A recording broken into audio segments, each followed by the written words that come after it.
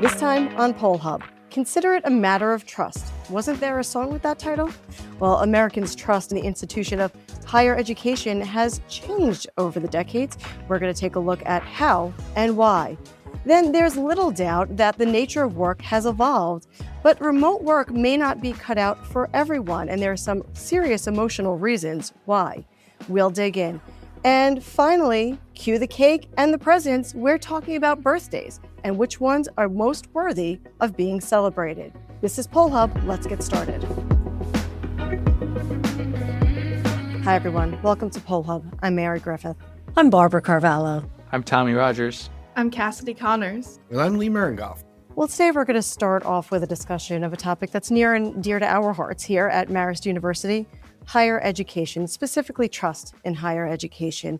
For decades, college was often aspirational, part of the American dream, but over the decades, trust in higher education has waned a little bit among many Americans. So let's take a look at some numbers and see how Americans' views on higher education have evolved. Now, during the 1970s, 36% of Americans said college education was very important, and that was from polling from Gallup. Fast forward a bit to 1991, according to Pew Research, 25% said most people could afford college. Even as belief in college grew, affordability concerns were already taking hold. Fast forward even more to the late 2000s and early 2010s. Research from Pew, again in 2011, showed that 74% of Americans believed that in order to get ahead in life, it was essential to get a college degree. Along those same lines, according to Gallup in 2010, 75% of Americans said college was still very important. It was around perhaps the mid to late 2010s that there were cracks in the so-called promise. According to a Gallup Purdue index from 2015, only 38% of recent graduates strongly agreed their degree was worth the cost. And in 2019, according to Gallup, 51% said college was very important. Nowadays, in the 2020s, Americans increasingly separate the idea of college from its cost. According to Pew, in 2024, 49% of respondents said a degree is less important than it was 20 years prior. 32% said it was more important. And when it comes to affordability, 22% of respondents in that Pew Research Center poll said college was worth it, even with loans. 47% believed only without loans, and 29% said it is not worth it at all. So let's pause here. And Barb, why don't you put this into context for us? What do you believe is the underlying reason for this change in perceptions about higher education? You know, Mary, I thought it was really interesting when we went back into the earlier data when college education was something that wasn't as available to most Americans, and that 36% of Americans in that 1978 Gallup poll said that a college education was very important. In the 1980s and 1990s, and the early 2000s, as we moved from an economy that was very manufacturing-based to one that was much more service-based and retail-based, the value and importance of a college education became much more significant. And not only could more Americans access and afford a college education, but it was a requirement for many of those retail and service jobs. So when we look at the ability of Americans to make ends meet, to earn a good salary, what we find during that whole time period from the early 70s to the 80s and 90s and the aughts, as I believe they're called, before we get into the teens, you had a time period where you could really see an incredible income gap between Americans who had gotten a college degree and those who had not. And a lot of the frustrations and the disconnect and ability to afford what was the American dream was about this transition. I think we've also gotten to a point where many Americans do have a college degree, but now the question has been not so much college degree, not college degree, but what is a college degree worth? And are you going to make up that difference of not being employed for those 4 years, plus the cost of a degree? And it's kind of like I'm now at the age of thinking about retirement in the future. So if I'm looking ahead, how many dollars do I have to invest in order to end up with an income upon retirement that allows me to be comfortable? Well, it's kind of the same analysis of a college degree. How long do I need to work to pay off these loans if I get a better job to make a difference in my salary? And although the data does still say that a college degree does make a difference in terms of a person's earning potential over time, it's not the significant difference that we had seen over the past decades. So I think that Americans are pausing, and rightly so, and thinking about, well, what is the affordability? What's the cost benefit? But again, we're now transitioning to a new kind of economy, one that we're going to be looking perhaps for AI to be doing a lot of the jobs that employed an awful lot of individuals. And so the question is, well, do I need a college degree to basically, use AI? And the question is going to be, I think, is put in the Wall Street Journal. Employers are going to have a choice. They're going to have a choice as to who they hire. And are they going to make a similar choice that they did in the previous decades, where if you had a college degree, you definitely had a leg up on somebody who didn't? And their suggestion was that, yes, that's exactly what may come around again. In other words, it's not just going to be about experience, and it's not just going to be about ability, but employers are going to be able to be selective. And then will a college degree help someone get to the top of that selection? Lee, I see you nodding along to what Barb's saying. I do have a question for you, but I just wanted to see if you wanted to jump in here before we move on. Well, I was nodding and also going, yeah, I'm not so sure. I do think, having spent my entire life pretty much on a college campus, I feel very strongly that these are dollars well spent for not only the earning potential, but for the experience. And I think we do get caught up in the dollars and cents, and there's so much to say on this topic. But, the numbers do suggest, I think you said this, Barb, but I would emphasize it a little stronger, that people who have a college education do make more over the course of their lifetime. They're on a different curve, a different angle of the graph of the line. I've dealt with college students.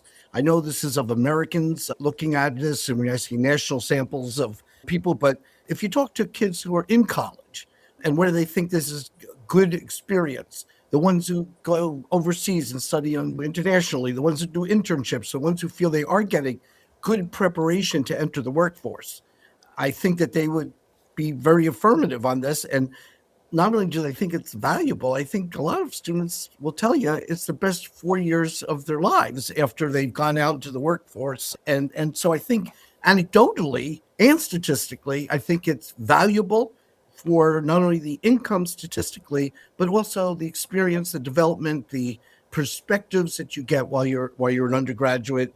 And I just think that there's an awful lot to be said for it.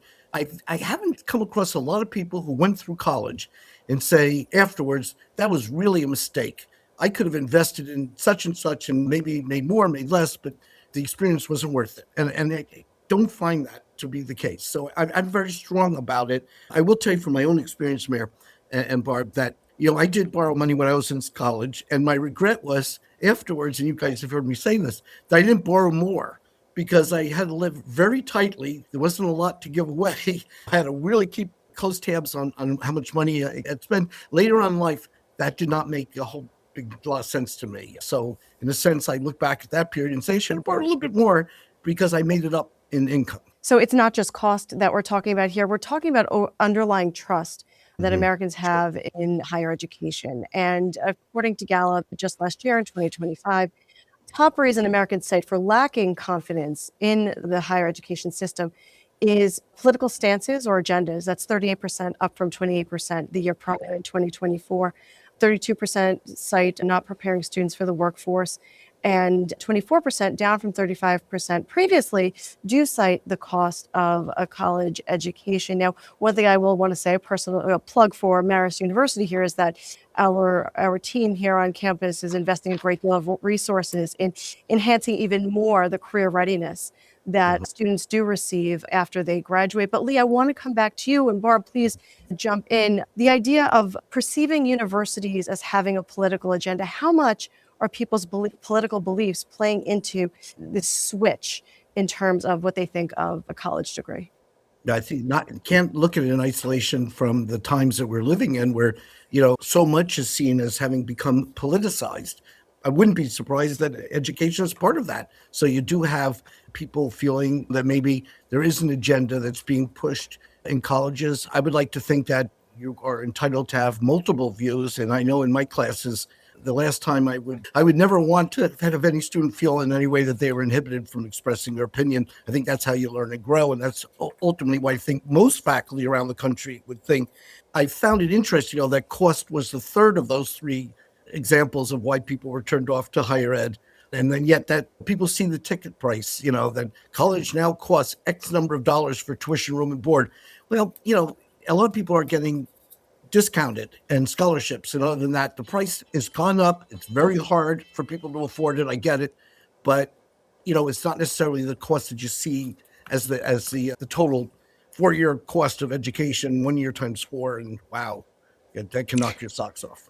Well, I make a really good point here, Mary, too. Higher education is an institution. And just like many institutions that we have here in the United States, they've really been under siege and undermined in terms of their credibility. I certainly have worked, I spent my career in higher education. So I do see the significant value of it.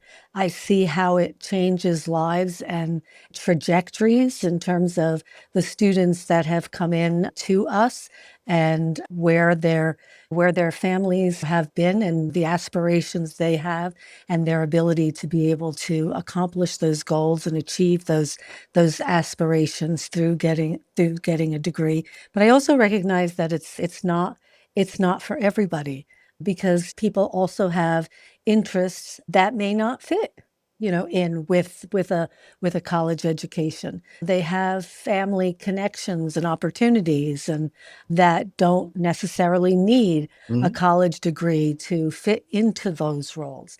I think, when I always find it interesting when people are railing against a college education. I would say in most cases, that person has a college education.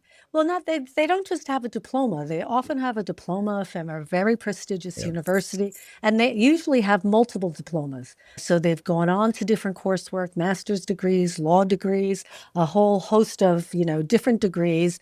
And it's great that now they are in a position to have an opinion, but I don't know that they would have had that same opinion when they had to make a decision about their They own. attacked the elite Ivy Leagues while they're sitting with a Harvard Yale diploma hanging over their shoulder. Is that what you're telling me? I have stumbled across those. So a couple of other things too. And although we think of higher education as obviously education, and you are learning skills. We are very skill focused here at Marist University, as you've pointed out, Mary. And so I think every other paragraph has the phrase of experiential learning. So it's not just about sitting in the classroom. It's very much about getting out into the field. And whether you're a science major or a business major or a liberal arts major, it's about having the experiences that relate to that work in the classroom. But I think what we are seeing, is again something that's very similar to what is going on with other institutions in the United States. And I kind of agree with you too, Lee, although some people do feel that they are in the career or they're doing what they thought they would be doing with or without a college degree. College is also about networking. It's about making connections, conversing with people from different backgrounds.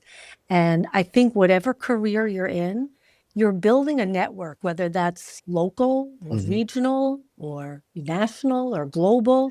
And if you have aspirations to be working at a national or global level or making significant contributions beyond your community, that college can help you do that. I'm not saying it's the answer to everyone, but it's the same kind of thing. You're just networking with people beyond your own network and beyond your own community. And so I think that experience does change and impacts people. And let's not forget that one of the other values of higher education is teaching critical thinking skills so that we can have these discussions and have this healthy debate about the importance of a college degree. You could even be a student who gets involved with podcasts, for example. So work in the United States, boy, has that changed over the last few years. What we're going to take a look at today is remote work and how that has shifted dramatically. Well, I think the impetus being COVID, but moving from a rare arrangement of being remote to what can probably be said as a central feature of modern employment right now. Here are some numbers of how we've really had this amazing, very rapid and cultural shift in how Americans work. So looking at Gallup in 2019, only 8% of employees worked fully remote. 60% worked entirely on site at their jobs, and 32% had some kind of working hybrid situation. So fast forward, we've been through a lot in just a little more than a half a decade.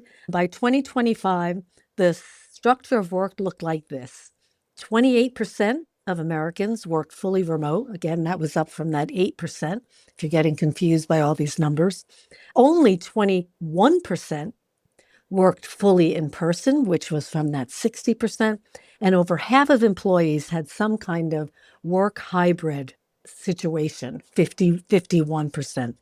So in just a few years, the office went from the default to just one of several options. A lot of reasons for this is mostly lifestyle. I think there are a lot of workers, it's a very generational difference. Gen Z has the least favorable view of remote work, even less than baby boomers. Only 23% of Gen Zers want to work exclusively remotely, and about 35% of workers in all older generations prefer completely remote work. And there does seem to also be some research that impacts upon that as well. Fully remote workers report the highest levels of negative emotions. There's issues of loneliness and lack of connection, not necessarily productivity. In fact, a lot of research has shown that remote workers can actually outpace some of their in-office counterparts.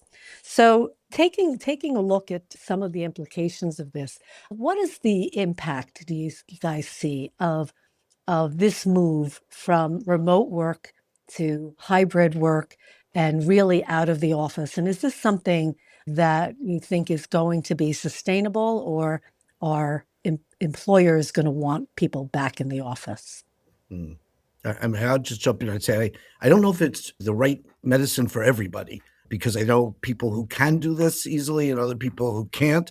And I do like the hybrid approach because I think you get the team spirit, the team building of being with people, but also there's some, remote, maybe you have a long commute and you don't want to necessarily be traveling on the train or the car or whatever 5 days a week. Maybe it's 4 days a week, and that time you can use for either life work balance or just to focus on something that isn't necessarily team related. So I think it's all generally been a positive development. I know that a lot of it was born of COVID, which wasn't exactly the most positive of circumstances, but I think generally, this is for those who don't want to do 9 to 5 days a week, 50 weeks out of a year for their entire life. This might be a better solution for them. I don't know, Mary, what do you think of this? Barb, I think that the statistics you brought up regarding negative emotions of those who work fully remote is really interesting. And that's something that we haven't really talked a whole lot about. Emotions are cited such as anger and sadness and loneliness. And when you think about it, I've been fortunate even before the pandemic to be permitted to work remotely on certain days because of my 2.5 to 3 hour commute. And it's funny because there are days when I am home and I do feel emotions such as the loneliness, the lack of connection, even anger sometimes. And what I do find, Barb, interesting, and Lee, that was also mentioned is that hybrid workers reports slightly more stress, 45%, just 1 point higher than remote workers, but fewer other negative emotions overall. And I think that that's really fascinating because when you think about it, when you're home and you're working hybridly or when you're working remotely, you've got the stress of being in the office, you've got all the things that come along with it. And then when you're at home and you're working remotely, you've got, sometimes it's harder to shut down.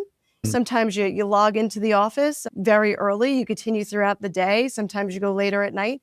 And so there's some added aspects that need to be taken into account here. And one other point that I just wanted to make, that workplace stability isn't necessarily guaranteed for those who are working fully remotely. You might think that being able to work at home or in a remote office might make the flexibility a really attractive aspect of your job. But again, according to Gallup, 57% of fully remote workers say that they're actively or passively looking for a new job. And that really blew me away when I saw that statistic.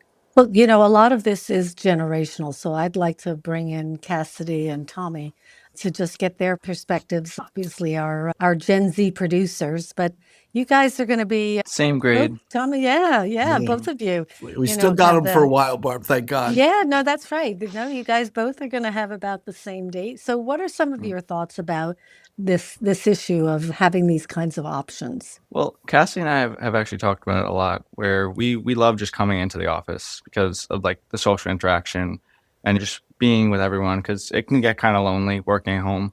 I think I definitely felt that over the summer. Like there was nothing I could do about it because, you know, I live in Florida. You could have commuted. Yeah, it would have been like a 26-hour drive every single day. But yes. Anyway, yeah, I think that coming into the office is something that Gen Z really seeks, and I think that a lot of it has to do with COVID, and you know, we were in our house, you know, for a year, not seeing anyone. Cassidy, what do you think? I think it's interesting how, as a kid, I loved the thought of working remote until you do it and you don't really feel that way. You miss the interaction, especially somewhere like the mayor's poll office. There's always people, and it's just so different. Like Tommy said, And food. No, I'm not Chris. I'm not Chris.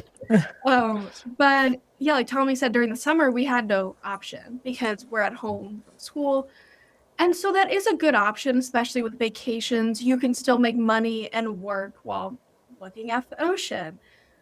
But it's just so different. You know, like I loved Tommy as a coworker, and I didn't realize how little of a grasp I had on him and Jay until I met them in person. And I realized that there was just so much more to them than what I was seeing. Can I ask you guys to fast forward, let's say 10 years or 15 years down the road, and you're working, maybe you have families at that point. Do you think a hybrid you would be answering this question a little differently? Right now, you're pro getting into the workplace. Maybe there's a little mixture, maybe you would then buy into. I don't know. What do you guys think? Project down the road. I think definitely down the line, because we're gonna want to spend more time with our families, and you know, we have that social interaction at home already. I think that we're just seeking that right now because we don't really have that at home.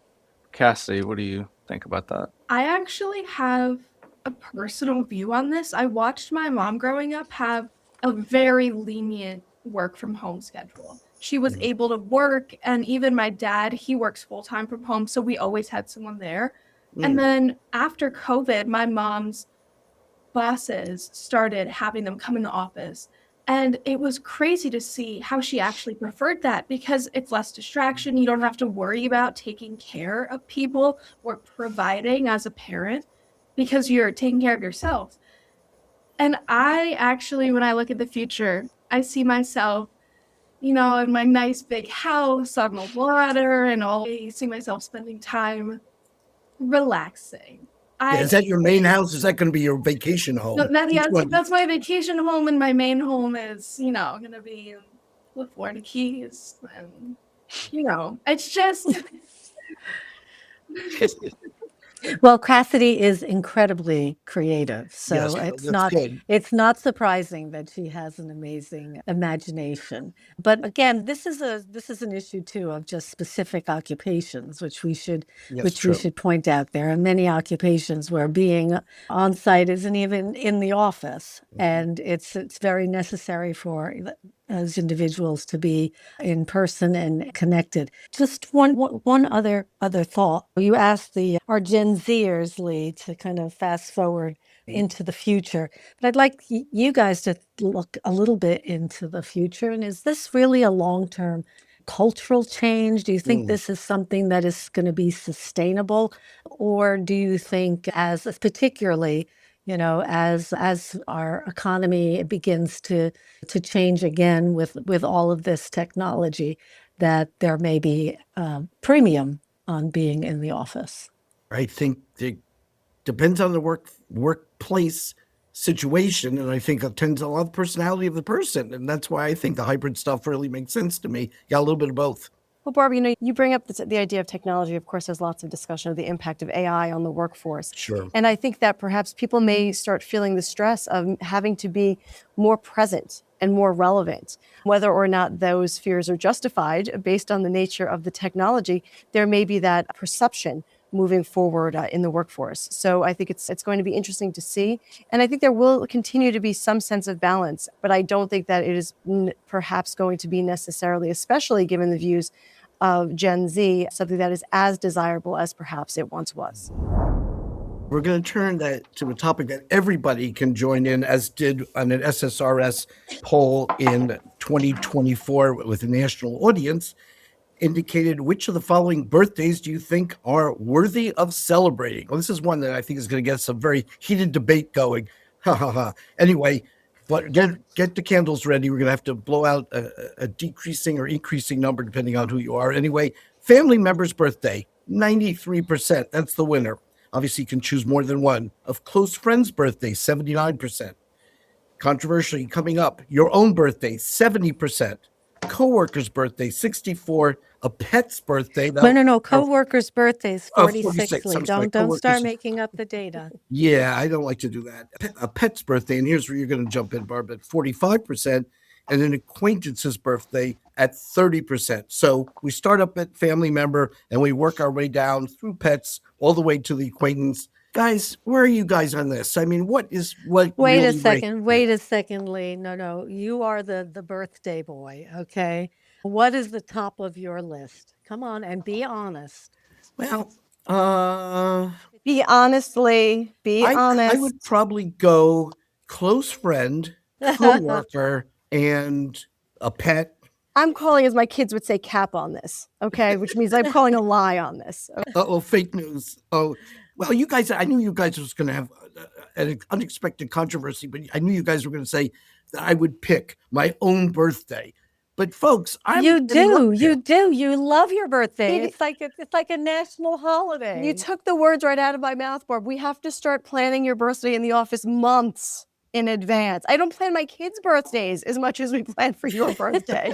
Well, I appreciate So that. I guess, Mary, for you and me, I guess a co-worker's birthday would be at the top of the list. There you go. But what do you think is worthy of celebrating? And I can't see a reason why mine wouldn't be. If you say it's a national holiday, let me talk to you. Bring in the youngers here. AJ, you haven't joined this discussion yet. So what do you think about birthdays worthy of celebrating? And you don't have to say me. You don't have to butter me up on this. I can handle it. Well, I think most birthdays are worthy of celebrating. It just depends on, the forum at which they're being celebrated. Like if you're invited to an acquaintance's birthday party, then you should probably go and celebrate them. But I don't know if you should go out of your way to do that. As far as pets, I don't know about that one. Well, I was going to go the rest of the students, but Barb, I'll give you equal time on pets. I like to put everybody's birthday in my calendar. And for me, I think when I think about an acquaintance's birthday, I think about the ability to reconnect perhaps with someone that I don't see too often and just say, hey, wish them a really nice day and hope they're doing something special to recognize their birthday. And it's just it's a reconnection. The pet birthday, yeah, and I have a lot of pets. I mean, usually they just kind of get something extra in their bowl or bucket, depending upon the size of the pet. I like that visual. Tommy, Cassidy? I checked your Yeah. name, Cassidy. I got it right? Tommy, what do you I think that, everyone's birthday is important. Like, I wouldn't single out like a family member's birthday, a close friend's birthday. Like, I say happy birthday to everyone. And if I'm invited to something, I'll go to it. I think definitely a coworker's birthday is important too. Cause I like, agree with that. yeah, I'm sorry. I mean, like, if you don't say happy birthday, it's just rude, and it could make, the workplace awkward. So I think that's pretty important. Cassie, what do you think? Yeah, Cassidy doesn't celebrate just birthdays. She has, birth weeks and Oh, a birth festival. months. You do a How do festival. you know that? How do you You know? have inside information. I love the lead up to my birthday. I love my birthday. It makes me feel so special. But I also get very sad about Yeah. the thought of getting older. It's a very bittersweet You thing. don't know. But I also really, really, times 100, love showing how much I love somebody by how much I know them. So for me, I would say top birthday is planning it for my significant other. So for Chris, I plan it to a T. I make sure it's everything he likes, his gifts. I show my love through making sure that Wow. he knows I know him. Close Boy. second, my own birthday. But Chris, get the hint. Chris, get the hint. I feel a little controversial because AJ and Tommy both didn't really differentiate. But, family member, way up there, absolutely celebrate presents. Pet, like Barb said, you get a little toy, you get a little treat. And acquaintances, they get a happy birthday and a coworker happy birthday. But Go ahead. I'm sorry. as far as gifts go, that's for pets, significant others, and family. I mean, I think everybody's worthy of having their birthday celebrated, but I think which do you enjoy more? Because I get very stressed out when it comes to planning birthday events for close family, close friends. Yeah. I really like going out with a friend that isn't necessarily one of your best friends or someone you just met, because you could just go and have a good time while celebrating them. Yeah. If it becomes too much of an event, then it might. But then we haven't talked about special birthdays like the 10s, the 75s. Yeah, 80s. maybe we don't necessarily go there, but we do have a birthday that is being celebrated this week. So I think we should take this opportunity to say a very happy birthday to Mary. Mary's going to Happy edit birthday. Tommy, edit this out, please. No, I'm going to keep it I in. will end this. I will end this discussion by saying, for many, many, many years at the Public Opinion Institute, I sort of came to terms with advancing age by asking a national audience one question, which was, do you consider whatever my age was at the time, I think it was 38 when I started, to be young, middle-aged, or old? I did that year after year after year after year until I got to 70, and the numbers went really south at that point. And I just stopped doing it. I couldn't handle it emotionally. So yeah, that was so we don't do that anymore. But I'm open to gifts, sports gifts, tickets, anything people want to send in. I'd be happy to receive those. But we're going to hold off on that. Mary, happy birthday this week. And I've come up in a couple months, and I'm sure we'll hear more about that as we get closer from everybody on this podcast. But until then, have a great week, folks. That'll do it for Poll Hub this week. Poll Hub is produced by the Marist Poll at Marist University in Poughkeepsie, New York. Mary Griffith is our executive producer. Casey Schaff is our production supervisor. The Poll Hub team includes AJ Gambino, Tommy Rogers, Cassie Connors, Sylvia Weiser, and Molly Goodger. If you enjoy Poll Hub, consider telling a friend about us. If you'd like to learn more about polling and survey science, check out the Marist Poll Academy, our free online learning portal accessible from our website. Remember, you can always tell your smart speaker to play Poll Hub, and with any luck, it'll cooperate. Finally, wherever you listen to Poll Hub, there is a subscribe button. Click it, and the latest episode will be ready for you in your podcasting app as soon as it's released. We'll see you next time.